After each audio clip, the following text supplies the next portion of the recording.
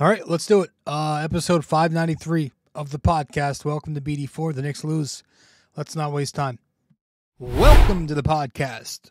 I'm your host, RJ Carbone.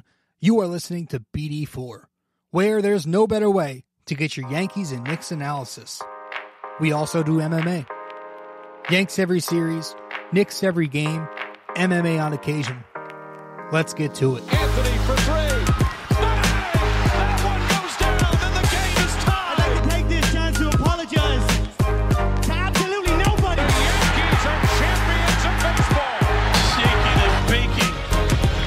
On the neophyte. Trying to close the show. She was doing a great job of feeding. That is over.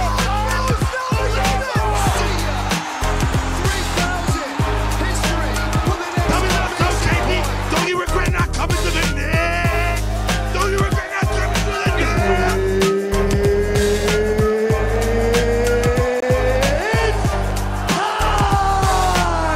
Game over. World Series over. Yankees win. The Yankees win.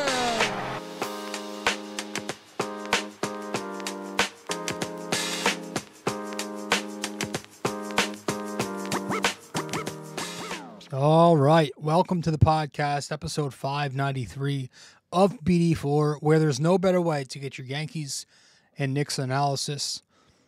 We also do MMA, Yanks every series, Knicks every game, MMA on occasion. I'm your host, RJ Carbone. And, yeah, we're talking New York Knicks. You know where to follow me, subscribe, support the show. All that's in the description. No need to waste time and talk about that right now. I'm not even going to get into the summary of this game where the Knicks lost in Utah last night, 117-113. Usually I like to summarize, touch on quarters 1 to 4 real briefly, recap it before we begin. But my God, I just want to dive right into it, man. Just talk about the things that we need to discuss because the elephant in the room would be the defense the entire time I'd be recapping the game, right? So I want to get right into that conversation and discuss this Knicks defense because this Knicks defense, let's just be blunt here.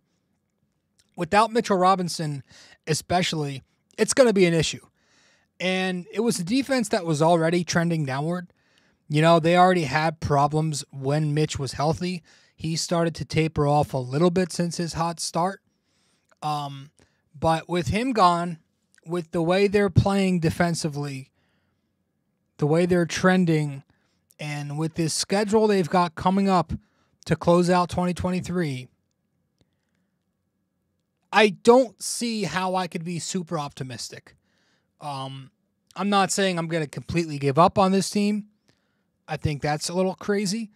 But I think anybody who has concerns, any skeptics out there who think the Knicks have a chance to fall below 500, fall to a play-in team, I think you have a reasonable mindset. You're going to be without Mitchell Robinson for at least 10 weeks, right? 8 to 10 weeks, and then he's got to be reevaluated after that. A lot of things aren't looking good. The rim protection is gone. You watched last night, and you would have thought Walker Kessler was Shaquille O'Neal in the third quarter.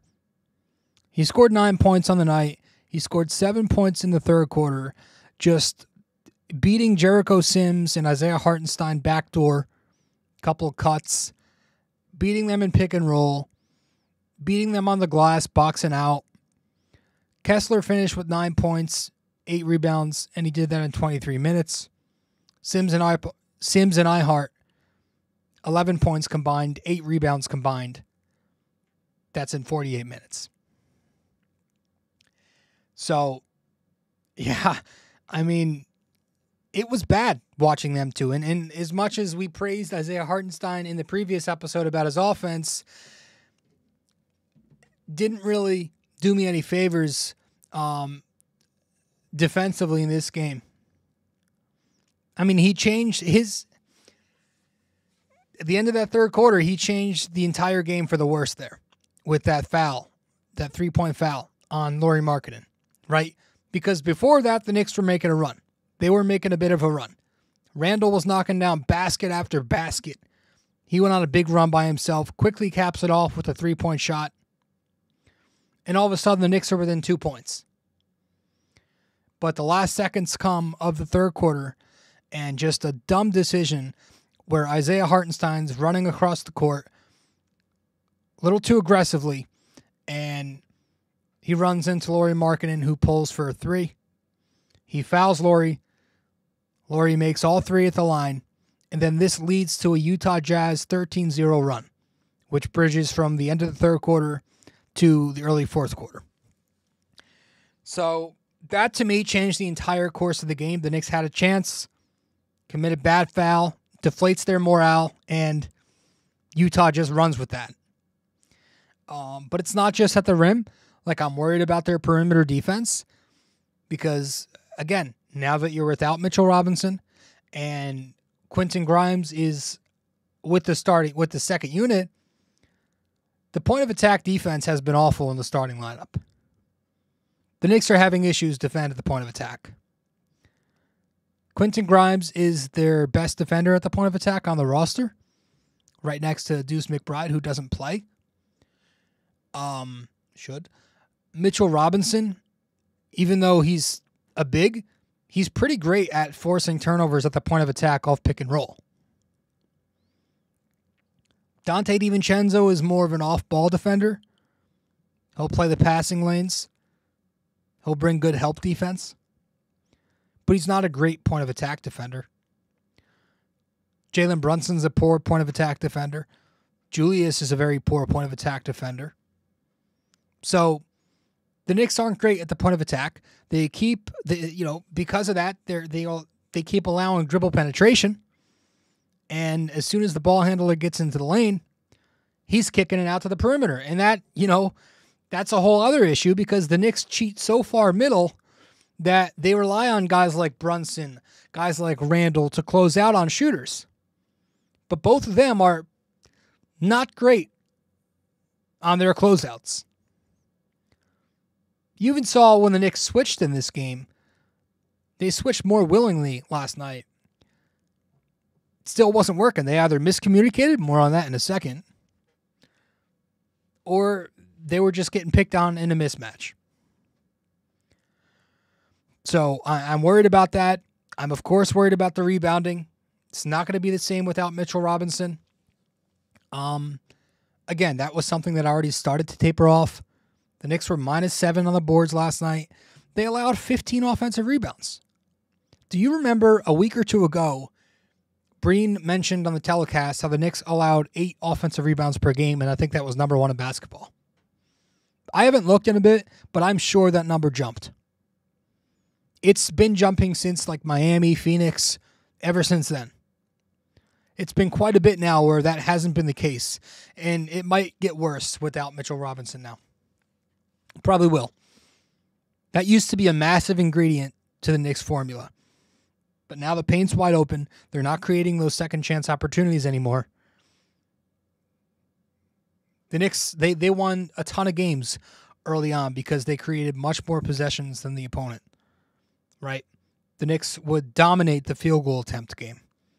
They wouldn't just win the field goal attempt game. They dominated. They'd have games where they had 10, 11, 12 more shots than their opponent did. That was because of their ability to grab offensive rebounds and limit offensive rebounds by ending possessions on the other end. Not happening anymore. And in a few minutes, in fact, right after this break, we're going to touch on their pick and roll defense, and we're going to do so by breaking down some film. Now, we don't do this often on the show, but we've done it a few times in the past. I'm not great at it, so I'm still working on it, but we're going to get a little more analytical, a little more technical, and break down some film, because there are a number of possessions last night that I wanted to point out where the Knicks would just get completely lost in pick and roll, completely lost on every ball screen that was fucking set. So, we're going to do some film here. All right? And if you watched the game last night, you know what I'm talking about. The Knicks were killed in pick and roll. Alan Hahn mentioned it throughout the night. He was with Breen doing a telecast. I think Clyde might be on his way out. I mean, I know he's doing less and less games every year now. Doesn't do the West Coast, but I think Clyde's kind of like slowing his way into retirement. It's going to suck when he's out. But Han mentioned it. The Knicks' screen navigation was horrendous. And it was a lot of miscommunication. Not knowing when to switch versus when to stay home. Not knowing when to play up versus going under or going into a full-on drop. Utah runs a motion offense with decent shooting big men.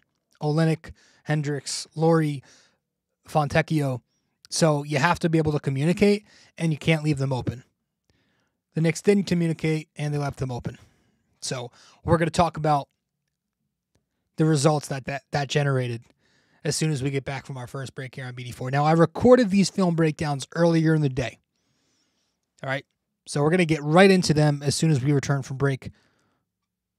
First plug coming up right now. Stay with us. We'll be right back here on episode 593 of the podcast. Stay with us. We appreciate you sticking around and listening so far. When you have a chance, be sure to open YouTube to subscribe, like, and comment. And if you're already watching on YouTube, be sure to head over to Apple Podcasts and give us a 5-star review. We appreciate your feedback and are always looking to improve. Now, with that all said, let's get you back to the show.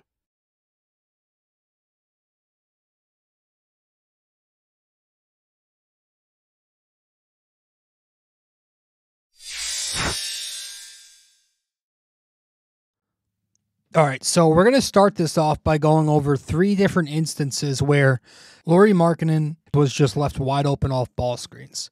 The first instance is actually the first basket of the game, where you're going to see here in this play in a few seconds, RJ Barrett and Jericho Sims, how they completely miscommunicate the action. This is right at the top of the game. So as you can see, Kelly Olynyk is at the nail here. He's going to pass off to Lauri Markkanen. Olynyk's going to screen, and then he's going to slip the screen. As he slips the screen, you see Jericho Sims right at the free throw line there. He's going to start to backtrack in a drop. So Sims is in a drop coverage, and RJ kind of late switches it. So with RJ switching and with Jericho backtracking in a drop coverage, that's going to leave Lauri Markkanen with way too much room, extended free throw line to pull up. And that's exactly how you beat drop. If you see the defense is playing in a drop on your pick and roll, you're pulling up. The pull-up jumper is the death of the drop coverage, which it's been against the Knicks when they match up with Milwaukee, with Boston, with Utah, teams who have shooting bigs. They've got to figure out a way to do something else off of pick and roll, because this formula is not working. You'll see it here. It's just not working.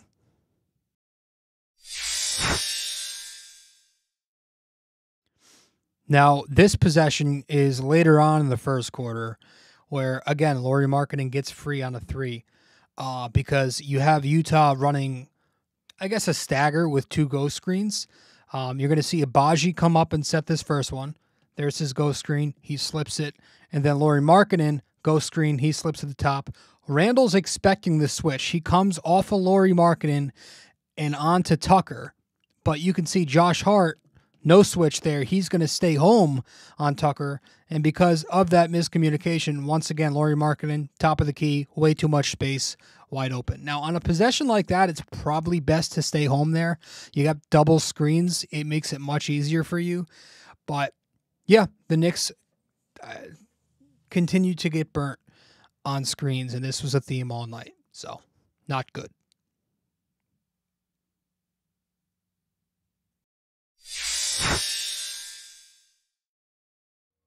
Now, on this possession, you're going to see Lauri Markkanen, who's on the weak side at the moment. He's going to come up to the top and knock down a 3. Utah runs here what I like to call double DHO.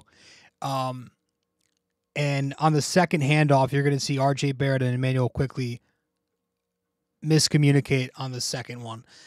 So here, Chris Dunn receives the initial handoff, comes around to the top, and as he's handing it off to Lauri, you can see right there at the left elbow, or I guess the right elbow. RJ and Quickley, for some reason, just both drop under. And so Laurie's left wide open, and he pops it, shot drops.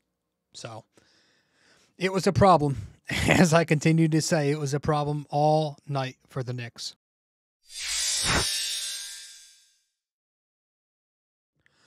Okay, so now we're going to dive into a couple possessions where Fontecchio was left wide open.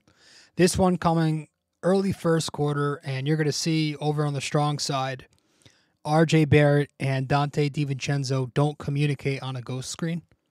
So you'll see Fontecchio comes up, sets the ghost screen, he slips it, RJ switches off the slip, but Dante stays home.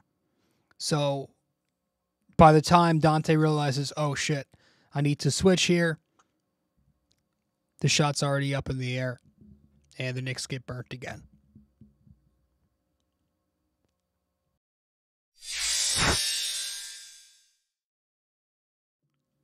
And on this second instance here, Fontecchio is going to knock down a three off of a pick and pop. It's a Horton Tucker Fontecchio pick and pop where you're going to see Randle caught in no man's land. So as Horton Tucker takes it up the floor on the left side, Hart fights over the screen to stay home. And I don't know if Randle, it looks like he was backtracking, about to go into a drop coverage here off the pick and roll. But then I think what he does is he reads the pass coming, and then he tries to switch. But, of course, he's got a good shooting big man on the perimeter. So by the time he switches, it's too late. Regardless of whatever Randle was thinking, drop or switch, there's no communication there with he and Josh Hart. So it led to Fontecchio getting way too much room on the three-point line. But I think if you're Julius, you just have to know your personnel there. And you got to force a guy like Fontecchio into dribble penetration instead of giving him space at the top of the three-point line. So the Knicks burnt and pick and pop here off of another miscommunication. And yeah.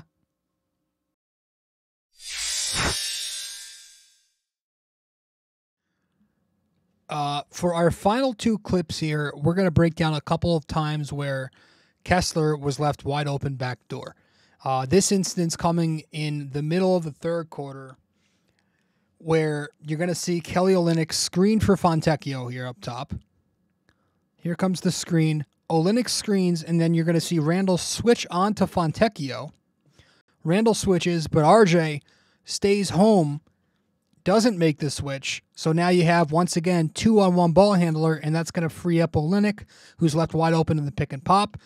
Comes to Olynyk, and now because Olynyk is open, the only guy on the strong side of the floor is Jericho Sims, who now has to rotate up to close out at him. And because he's closing out on Olynyk, Kessler's going to be left wide open. Backdoor cut from the short corner. Basket's good. Knicks get burned.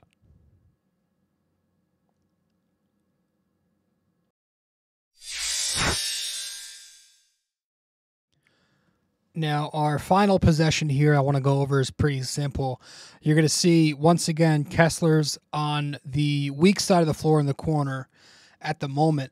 But Isaiah Hartenstein cheating middle, and you're going to see him cheat so far over as Chris Dunn gets the ball.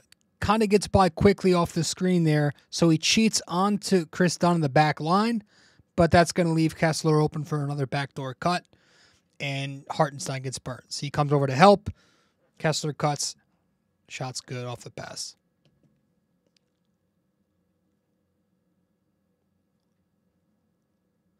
All right, so those were just a few instances where, again, you saw the Knicks get beat on ball screens, and it was a theme throughout the entire night. And again, it's been a problem of late. So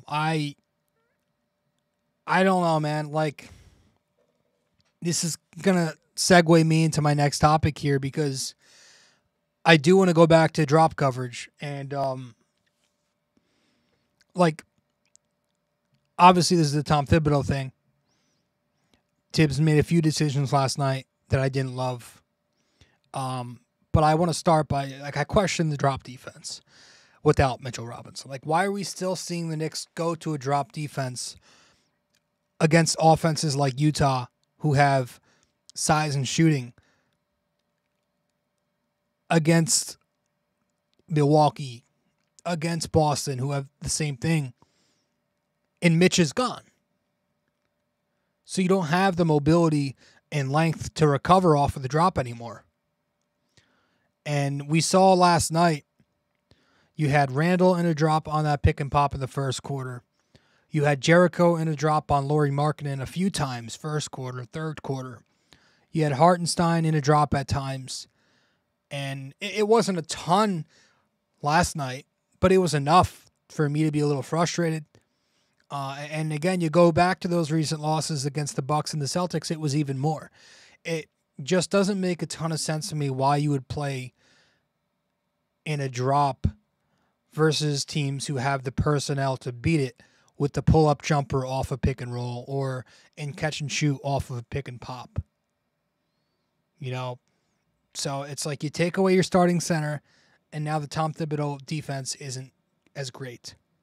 So who is that on to adjust? I think part of that's on the coach.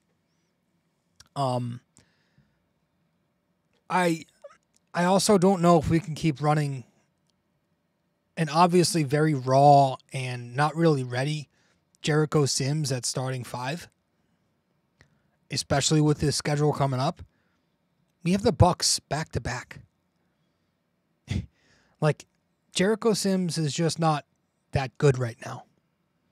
He kind of reminds me of year 1 Mitch, where he's just very athletic. He has a ton of leap, but he's like got no IQ, no smarts. He doesn't know the game, doesn't play basketball.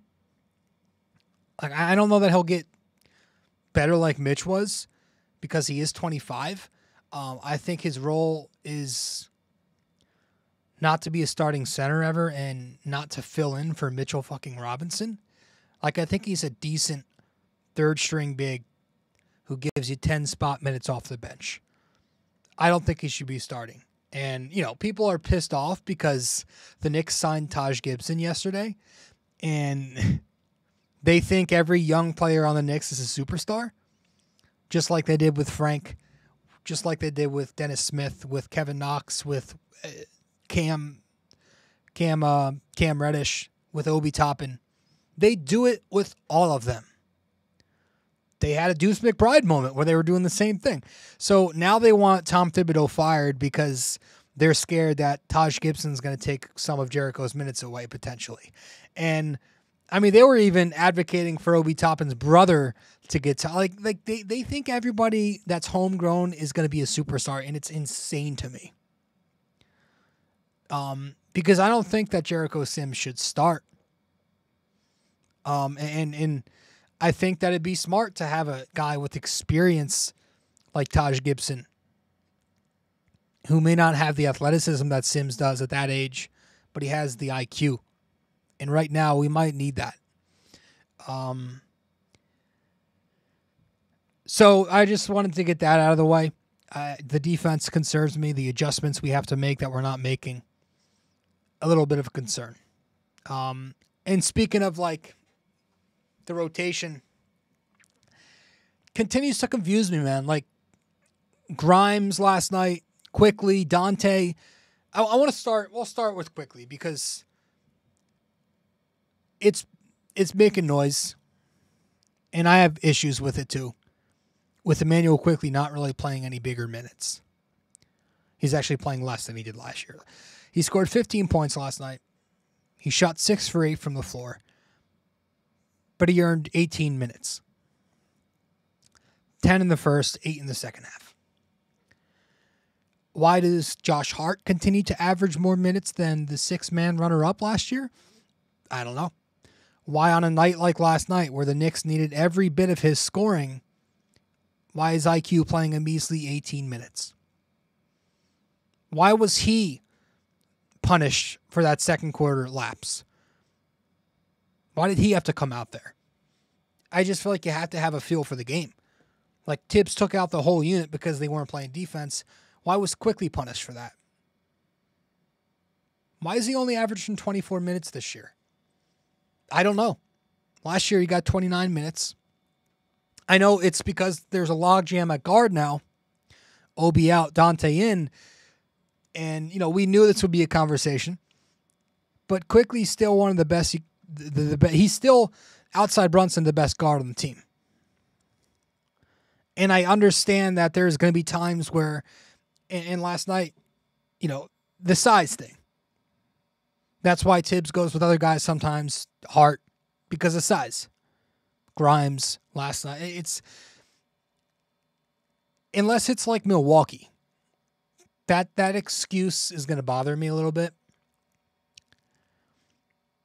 Like, I'm willing to deal with the mismatch because Quickley does play defense. And I know last night it was his first game back from knee inflammation. He sat a day. Maybe that was the reason for it, but at the same time, when has Tom Thibodeau ever really load managed? Like, if you're good to go under Thibs, you're good to go. He's got to play you. We know this. I'm starting to think, and I hope it's not the case because people have brought this up before, and I think I touched on it once. Maybe it's a front office directive, and it's all like politics to diminish his value in order to pay him less. I hope that's not the case, but you're starting to hear that from the fans.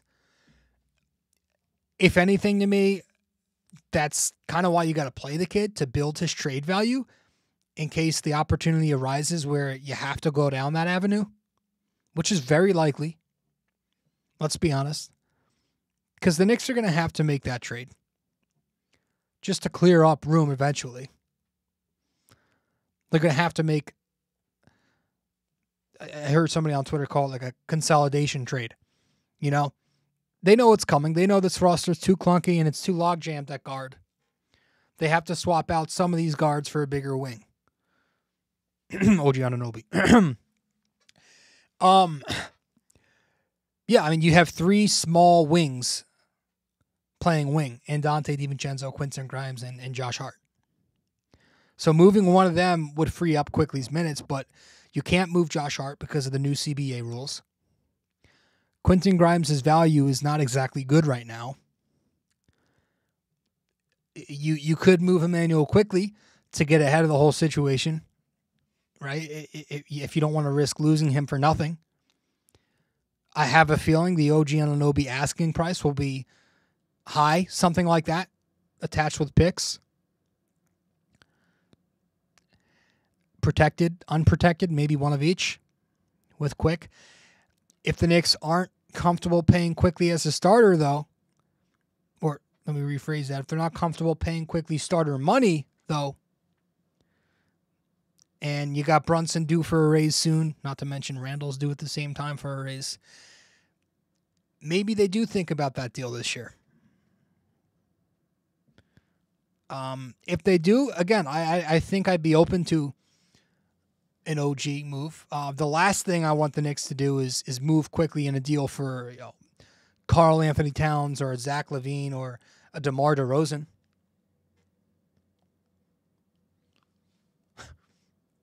Especially not DeMar DeRozan because he's up at the end of the year. And why do you do something like that when you know at the end of the day this team has a ceiling and they're not getting a championship this year with or without him? That would make zero sense. So yeah, this all just to go back to saying I wish Quickley played more minutes. And honestly, I mean, I would not be opposed to him starting, but Thibs already made his one rotation change per year. Quentin Grimes going to the bench and Dante starting. Speaking of those two, that's another decision that was interesting for me last night. Grimes was in there a little too long for a guy who was giving you completely nothing. In the fourth quarter, Thibs subs out Quickley for Julius. And I'm sitting there, I'm like, where's Dante? Grimes was in there for so long, and again, he gave you zero. And that's what I mean when I say, like, I dislike how Thibs does these moves for size, for defense, because with, I know Quickley and Dante in the backcourt of 2 and 3 is very small against Utah, And Horton Tucker was giving Quickley some problems, but it's not Chris Middleton. You know what I mean? It's not the Bucks with all those bigs out there. It's Horton Tucker. Your team needed some hot shooting. Take the risk. Put your hottest shooter out there.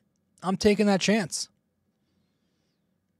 I just wish Tom Thibodeau took more chances to get some offensive upside as opposed to just staying safe and going with defense. And to make it worse, Dante eventually comes back in the final half of the fourth quarter. And he's a big part of the Knicks making that, their trademark fake comeback where they go on that 23-6 run, pull the game to within 3 points. And, bothered me if it did anything. And then to make matters worse, while, for that shot when they were within 3, like their ATO offense has never been good under Tom Thibodeau. I don't know what he draws up in that playbook, but what was that play designing there? For Josh Hart, you got a good look out of it. They got the shot they wanted. Randle did a nice job driving in, collapsing the D, kicking out. But why do you do it for Josh Hart? Why for a non-shooter? Why was Josh Hart out there? You figure in an ATO there, that's when you put Grimes back into the game, if anything. You needed 3.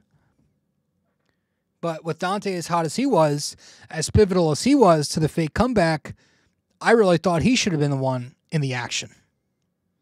They should have ran him through an action, coming off a screen. Thibs has never been great there. He's not exactly, who was it a few years ago? Mike Miller. Mike Miller was the ATO king. But, yeah, the Knicks' 3-point shot's not falling. You're seeing what happens when Brunson's 3-point shot doesn't fall. Because he also had a chance to drop one in after the Hart miss. He gets a decent look. Doesn't fall. And he fell to 0 for 6 from 3. So, you're seeing what happens when Brunson's off. So it's time for Thibs to make an adjustment there. The playbook's just not that creative. Yeah, for Josh Hart, that was odd to me. And, we touched on the point of attack defense. I would like to see Deuce McBride get some minutes, man. I really wish. I know Tom Thibodeau likes consistency. He likes a continuity. He likes established roles, guys knowing exactly what, when, where, every night. But I wish, here and there, he expanded it to 10. Because I feel like Deuce McBride would really help us on a stretch that we got coming up right now. We're going to need his point of attack defense. Because we're getting torched every night right now on that end. 146 points to Milwaukee, 130-something again the next night, 100 whatever last night to Utah. I really do think finding Deuce McBride 7 to 9 minutes off the bench, shave a few off of Hart on this night, Dante if he's not hitting on this night, really every guard but Quickley and Brunson. Try to find time to add 10. Deuce McBride would help out. He's not great offensively. He's not the most confident, aggressive dude. But if you added a 10th man, and I know this is not going to happen, it's a moot point. But I feel like with his defense being as good as it is, he'd have more positive impact on the team, if anything. But I don't want to kill him for that because, again, I'm not going to be like one of those Knicks fans who thinks every young player they have is a superstar. I'm not blaming Thibs for this loss either. I'm not doing the whole fire Thibs thing like Zoomers do on Twitter after every little loss of every little game. But, yeah, no, the Knicks lost because their best player had a horrible game. I don't care if he had 23, 7, and 7. The eye test told me something different. He missed all 6 of his threes. He missed 5 free throw attempts. The Knicks as a team, they missed 30 of their 39 three-point attempts. They shot 69% at the free throw line. Guys are simply not executing right now. And I have to say, for all the complaining we just did about Grimes being in for so long, you got to look at the other side of it too. Thibs gets shit for not trusting his young players. What do you call that? He will never get that recognition, though, right? Only when it makes him look bad, you bring up player development. But not when he leaves Quentin Grimes in because he trusts him in the fourth quarter and the second half there. Under Fizdale, under Hornacek, Fisher, Rambis, the Knicks play this poorly of a game as they did last night. They lose by 40 points, and their coach is smiling. We all remember that Bucks game. So I'm not blaming the coach. A loss is a loss, though, and the Knicks have to find out other ways to win now. They have to figure this shit out because their identity, their formula, second chance points, rebounds, defense, protecting the paint, forcing turnovers, that's not there. Not anymore. Not with Mitch out, not with Grimes with the second unit. The starting unit's a liability defensively. And their offense is too sporadic because they got two guys running ISO all the time. And on nights like last night,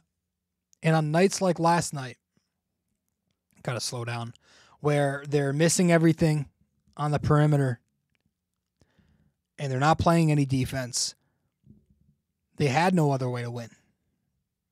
They have to find one. You can only get away with terrible nights and still win because you got superstars. That's the only way you could do it. Look at the Bucks. Giannis scored 64 points last night. So despite them shooting 25% on threes and getting out-rebounded by the Pacers, they got a guy who's arguably the best player in basketball right now. He was like, okay, I'll just score 64 points. The Knicks don't have that. The Knicks don't have a star. They have Brunson. Okay, good. A drop-off. Then they have Randle. Good. An even bigger drop-off. And then they have a bunch of mediocre, replaceable role players. So until then, until the Knicks get a real star in here, Brunson's got to step up because Randle is carrying his ass right now. Carrying his ass to losses, but those could be wins if he got some damn help. It wasn't just long ago where we were asking for Brunson to get some help. It feels like nobody can ever click at the same time. That's why something's off this year. Brunson and RJ were bad. They look a little lost right now. Brunson, he's clearly, in my opinion, still banged up with the ankle because he looks slower defensively. He hasn't been as aggressive, especially in that Toronto game. Last night, they put a lot of size and physicality on him. He got to his spots, but he just missed. The three-point regression is hitting him hard right now. I think it's a little bit of just law of averages. You know, the inconsistencies are starting to pile up. He's not even close to having the year that he had last year. People thought he'd get better. No. I love Brunson, but he's not having the greatest seasons. RJ, he looks abysmal since coming back from the migraine, whatever it was. Last night, he was a complete abomination. He had some moments to start the second half, but that was really all. The three-point regression is also hitting him hard. He was at 50% before the migraines. He's at 25% since he came back. I was hoping for something in between. Hover around a league average, 35%. He's there right now, but it keeps going down. If it's not a corner three-pointer, he's missing the shot. Above the break, top of the key, off the dribble, he's missing. And again, I'll continue to hit on this. It's the decision-making on his drives that concerns me most. I rewatched a couple of his possessions last night, and the amount of times where he forced a shot at the basket with Walker Kessler down there, unreal. Instead of resetting, kicking out, he's taken some contested floater or short mid-range where he's been abysmal. He missed Quickley on the perimeter out of a pistol action with them two and iHeart. He missed Brunson on the outside when he forced it right. He's forcing shots early in the shot clock. Took a bad shot at the end of the first half where Brunson was up top of the ball. His back was to the basket. He's clearly holding it for one. But he turns around. He sees that Fonteco's bringing help, and he only swings to RJ for that reason. And with maybe 7 seconds left on the clock still, it was either Lauri Markkanen or Walker Kessler contesting him pretty well RJ takes a wing 3-point attempt, misses, and Utah now gets a chance to score in transition. I don't think they did, but not the point. It's just not happening with RJ, man. Like that leap that a lot of us wanted to happen, I was skeptical for a reason, because I don't think it's coming. I think we are in year 5 of the RJ Barrett experiment, and I think he's a decent player, but he's got a lot of deficiencies, and one of that is because he's so inefficient. That's his thing. He's a high volume, low efficient scorer. He still can't shoot the 3-pointer. He still has no mid-range game. Short, long, doesn't matter. Doesn't have much of a post game. He still has an inconsistent touch at the basket. He still can't create. The only thing you can say right now, which makes RJ much more bearable on bad nights, is that he's still getting to the line, knocking down free throws. And he's playing adequate defense. That's actually the biggest thing for me, is that his defense has remained pretty consistent all year. It's not amazing, but it's been fine. So I'll give him that. When we return from break, I want to talk about the 2 guys who actually played well last night. And we'll hand them their bing bong balls because of it. We'll do that when we return from break. Stay with us here on BD4. Be right back. Episode 593 of the show. You can also find us on social media.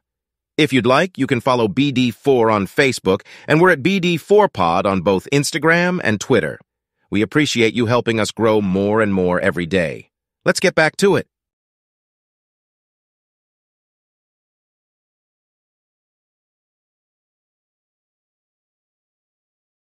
If you have time in the day, or maybe just prefer old-fashioned reading over listening, then you can always follow along and subscribe to BD4 Blog by going to BD4blog.com. We're not on there as often, but when we do post, it's just as entertaining, opinionated, and passionate as we are on this podcast. Thank you so much.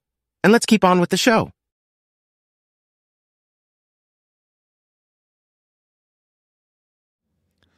Welcome back to the show. Episode 593 of BD4. I'm your host, RJ Carbone. The Knicks lose 117-113 in Utah last night against the Jazz. The first game of a, 5-game West Coast trip. One positive last night. We're going to run through these because I don't really feel like being positive right now. But you got to give the guy credit when it's due, because we give him so much shit when he's off. Bing bang. Julius Randle. 32 points, 12 rebounds, 6 assists. Shot 61% from the floor. 1 steal, 1 block. He was great. Julius doesn't play last night. The Knicks do get rocked. Simple. Very simple. He's been the best player on the Knicks lately, and it's not been close. Did he have some bad moments last night? Yeah, the defense wasn't amazing. Kind of had a quiet fourth quarter, but that was more him creating offense off drives and kicking it to the perimeter. But relative to everybody else, he did his damn thing last night. Finishing at the basket again. He looks so confident in the mid-range, in the post. It's nice to see. He had an excellent start to the game in the first quarter. So he gets it. He gets the award, and he's now got 6 game balls on the season. And then, real briefly, we'll hand one out to Immanuel Quickley in the second unit. Bing bang. Yeah, Quickley last night. Quickley had 15 points, as we said. 6 of 8 shooting, 75%. 3 of 4 from 3, 75%. We said everything we had to say on Quick earlier. Gave you some great offense when not many other guys gave you offense, and he deserved more minutes. And the defense, sure, he struggled a little bit on Horton Tucker, but again, I'm taking my chances. So Quickley's getting the game ball, and he leads the team. He leads the Knicks in game balls this season with 11 of them damn things. 11 game balls. Is that right? Did I mess up the graphic there? Can I not count? 1, 2, 3, 4, 5, 6, 7, 8, 9, 10, 11. Yeah, okay, we're good. 11 game balls on the season for Quick. But those are really the only two positives. And I'm hoping we can have some more positives coming up, but it's going to be tough. Because up next, well, the West Coast trip continues tomorrow. And you got even tougher competition, starting with Phoenix, 10 p.m. tomorrow night. As I record, it is Thursday, December 14th. So tomorrow we have the Suns, and the rest of the year, as I said, is also just tough competition coming up. The next 10 games are against teams who have a record above 500 as of now. So I don't have the highest hope. But I will say that every time I lose hope with this team, they always respond and show me that I'm wrong. They always eventually find it when their backs are against the wall. It's kind of at that point right now. They're on the brink of being in a spot where fans are going to get frustrated and start really advocating for firing and this got to be traded and that, like it was mid-December last year. It's crazy how we're always like that around this time of year. So hopefully the same thing happens this year where we go on a run. But it's going to be hard to envision that with what we've got coming up. We've got a hell of a December here. So it's make or break time. Is this Knicks team mediocre, less than mediocre, or are they closer to the team that they were last season? We're about to find out. We're about to find out what they're made of. So that's it. We're going to head to our final break, and we'll wrap this thing up with our trivia when we return. Stay with us here on episode 593 of BD4. Studio 69 Productions is a podcast production agency created by Leo Rodriguez to allow content creators to market their podcast. It's an online platform that will market your podcast or any other project that you're working on. Get in touch with Leo Rodriguez from Studio 69 Productions. You can find Studio 69 Productions on Instagram at Studio 69NJ. Studio 69 Productions, where dreams are heard and born.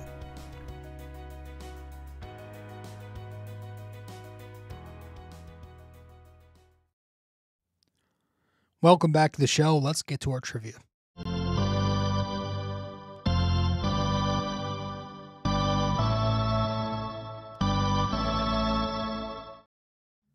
Okay, so for this episode, our NYY-NYK-MMA trivia question of the day is: two players are tied for the most turnovers in a regular season game for the Knicks.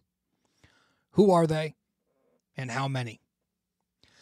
All right, two players are tied for the most turnovers in a regular season game for the Knicks. Who are they, and how many? So let me know the answer wherever you can reach me. If you get the answer correct, I'll give you a shout out in the next episode. Two players are tied for the most turnovers in a regular season game for the Knicks. Who are they? How many?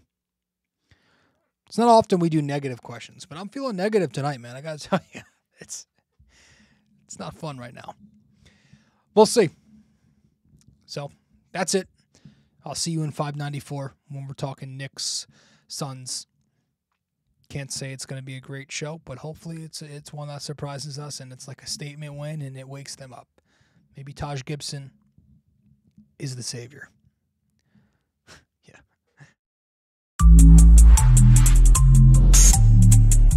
This episode was brought to you by Anchor. Hey there! If you stayed the entire way through, we thank you immensely for it. We hope you enjoyed this podcast and that you come back for the next episode real soon. Don't forget to like, subscribe, comment, download these episodes, and share them with your friends as well. BD4 is a 5-star podcast simply because of you, and we'd like to keep it that way. Have a wonderful day.